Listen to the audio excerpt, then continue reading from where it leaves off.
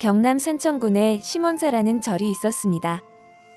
심원사에는 묘심이라는 스님이 주지스님으로 계셨는데요.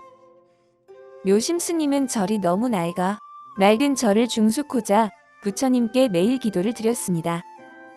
기도를 끝마친 날 밤, 묘심 스님은 꿈을 꾸었는데요. 묘심 스님 꿈속에 부처님이 나타나셨습니다.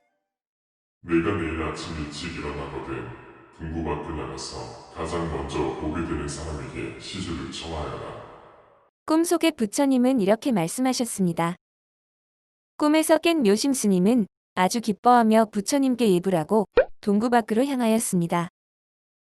그런데 동구 밖에서 묘심 스님이 가장 처음 만난 사람은 아랫마을에 사는 조부잣집 머슴이었습니다.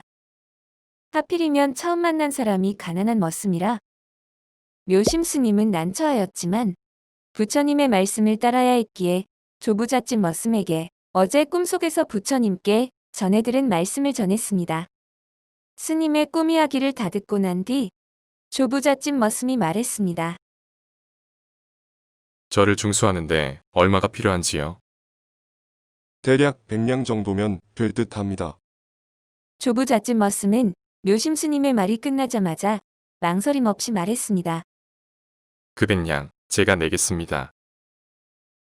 예상치 못한 조부잣집 머슴의 대답에 묘심 스님이 놀라 물었습니다.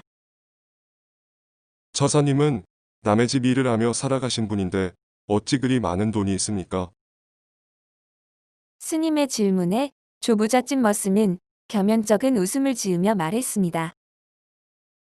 저는 40년간 머슴살이를 했습니다. 장가를 들기 위해 한 푼도 쓰지 않고 모았으나 이미 제 나이 50이 넘어 이제사 새 장가를 간들 무슨 재미를 보겠습니까? 그리하여 제 장가 미천을 내드리는 겁니다. 그렇다면 감사히 받겠습니다. 그리하여 묘심 스님은 권선문에 100량을 적고 조부잣집에 가서 100량을 받은 뒤 절의 중수를 시작하였습니다.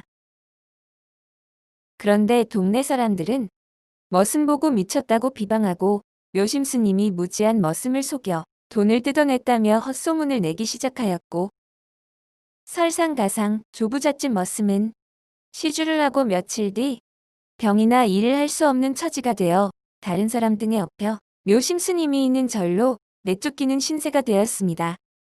묘심 스님은 병이 든 머슴에게 방을 하나 내어주며 성심껏 병간호를 하였고 시주한 공덕이 헛되지 않을 거라 믿으며 머슴을 위해 100일 기도를 시작하였습니다.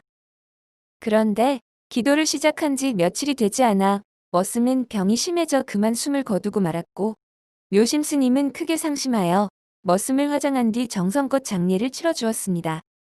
묘심 스님은 머슴이 평생 번 돈을 절에다 바쳤지만 병을 낫게 해주지 않은 부처님이 너무 야속했습니다. 부처님에 대한 원망이 걷잡을 수 없이 커지자 묘심 스님은 도끼를 들고 법당에 들어가 부처님 이마를 도끼로 내려쳤습니다.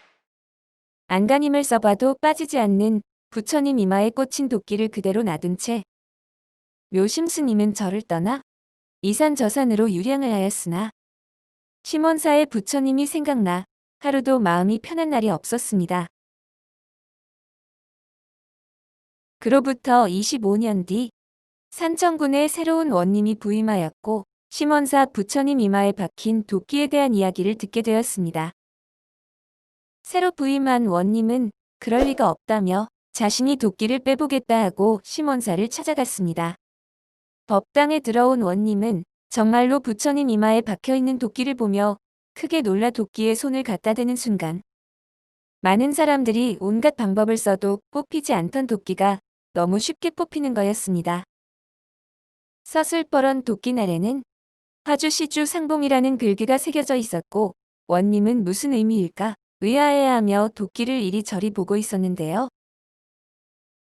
한편 법당 밖에서는 부처님께 용서를 빌고자 25년 만에 심원사에 찾아온 묘연 스님이 도끼를 뽑아 들고 있던 원님을 보게 되었습니다. 묘선 스님은 법당을 나온 원님에게 다가가 말했습니다. 소승이 바로 25년 전 도끼로 부처님 이마를 내려쳤던 사람입니다. 사또님의 전생은 이 절에 시주하신 머슴임이 틀림없습니다. 당시 시주를 구한 화주승이 바로 소승입니다. 화주승과 시주가 인연 있어 부처님의 계시로 이렇게 다시 만나게 된 것입니다. 다른 곳으로 가지 말고 함께 공부하자고 설득한 원님의 부탁에 묘심 스님은 오랜 유량 생활을 끝내고 다시 주지 스님으로 심원사에 돌아왔으며 원님은 묘선 스님과의 만남 이후 열심히 불공을 들이며 25년 전에 멈춘 절의 중수를 지원하여 불사를 완성하였습니다. 스님과 원님의 이야기는 널리 퍼져 많은 사람들이 부처님을 모시는 일에 더욱더 매진하였다고 합니다.